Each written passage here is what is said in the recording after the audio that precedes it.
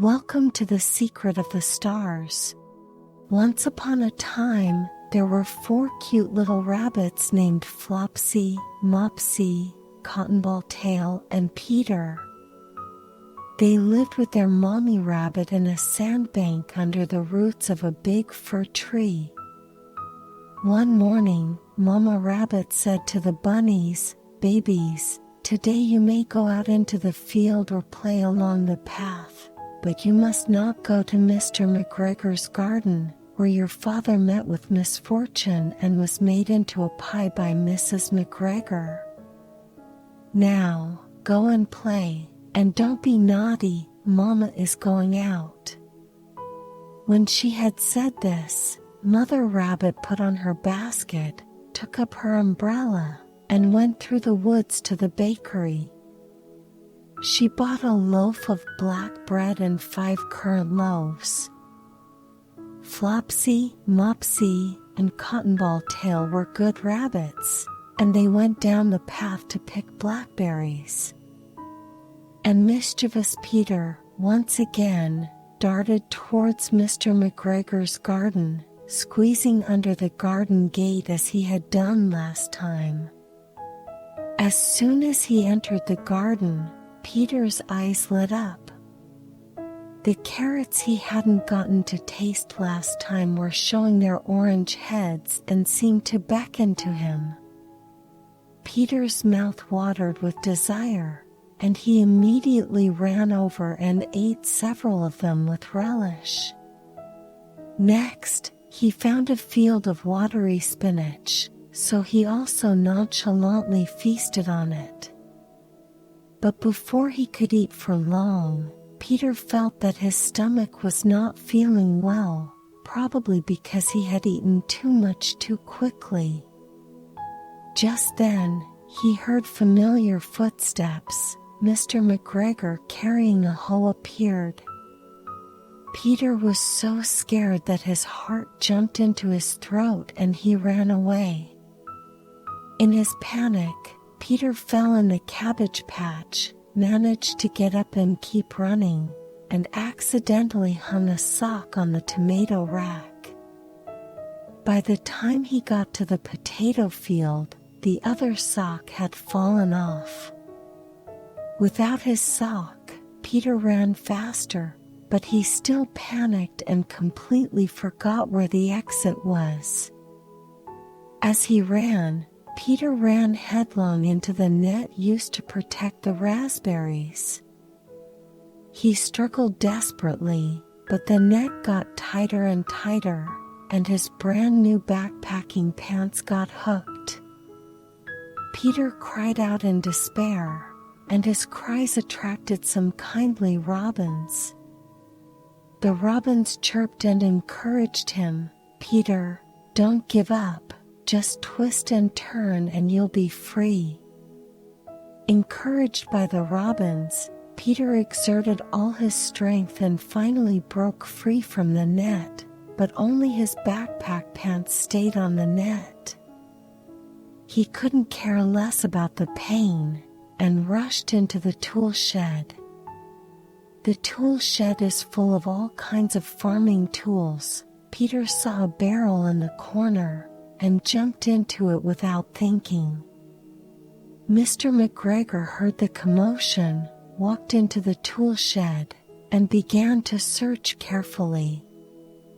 He turned each pot over and looked at it, muttering, "You little muckraker, you must be hiding in here." Peter hid in the bucket, not daring to breathe, shivering with nervousness. Suddenly, a small spider crawled up Peter's nose, and he couldn't help but sneeze a big sneeze, achoo.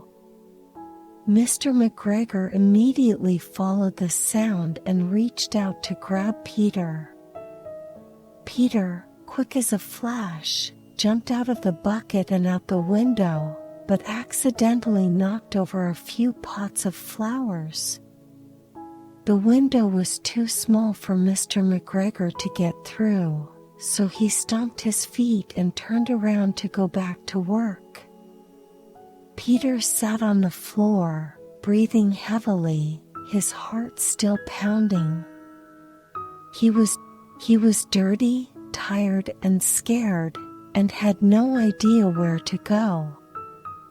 After resting for a while, Peter got up and continued to look for a way out. He saw a small door in the wall, but it was locked, and there wasn't enough room underneath for him to get through. At that moment, a little mouse was dragging a peanut, struggling to pass through the door. Peter hurriedly asked, "Little mouse, do you know how to get out?" Little Mouse, mouth stuffed with peanuts, slurred, "I don't know, ah." Peter was anxious and sad, tears in his eyes. He tried to walk around the garden, but the more he walked, the more confused. Walking, he came to a small pond. The water in the pond is crystal clear, a few small fish swimming in the water. A big turtle was lying on the stone sunbathing, saw Peter, slowly raised his head to look at him, and closed his eyes again. Peter didn't dare to disturb the big turtle and continued walking. Suddenly, he heard the sound of a hoe hoeing the ground, and was so frightened that he hurriedly hid behind a clump of bushes. When the sound stopped, he cautiously peeped out and saw that Mr. McGregor was turning his back to him and weeding a vegetable patch not far away, and the garden door was behind Mr. McGregor. Holding his breath, Peter gingerly made his way out of the bushes and then crept along a row of petunia bushes towards the garden gate. Just as he was about to reach the door, Mr. McGregor seemed to sense movement and turned his head. Peter, not caring so much, sprang forward and squeezed out from under the garden gate. Peter ran furiously, without looking back, until he got back to his home by the big fir tree. He was so tired that he collapsed on the soft sand of the rabbit hole, and did not even want to open his eyes. Mother Rabbit was busy in the kitchen and was heartbroken and helpless when she saw Peter's sorry state. "Peter, why did you go to Mr. McGregor's garden again? Look at you, your clothes and socks are gone."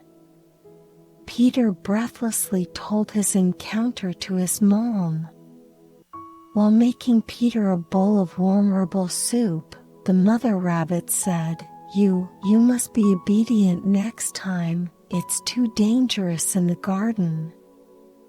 Peter nodded his head obediently. After drinking the herbal soup, Peter felt much more comfortable.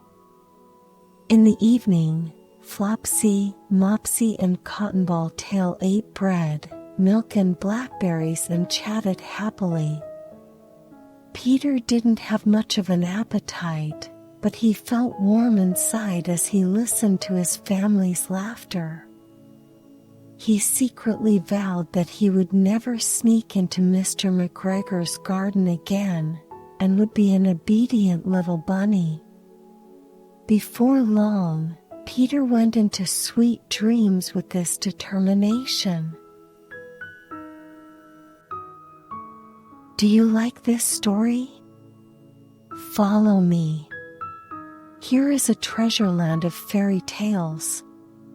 Moreover, there are numerous long-form bedtime fairy tales on the homepage, which, like magic, weave sweet dreams for you to listen to.